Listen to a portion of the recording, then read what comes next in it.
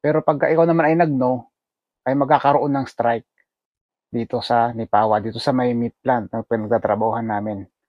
So magkakaroon siya ng strike, pinakamahaba daw ay 3 buwan. So medyo mahirap 'yun. So marami din naman ang nag-disagree na talagang sinasabing kailangang baguhin ang plataporma, pero hindi natin masasabi kasi may mga kanya-kanya tayong prinsipyo, nirespeto natin lahat 'yan. So ang ano natin ngayon ay ang yes at saka no lang ang pipilian mo. So pupunta ka lang doon sa may voting station. Pagdating mo doon, magboboto ka lang. Direkta lang po malalaman within 1 hour siguro, ganun. Ay malalaman mo na.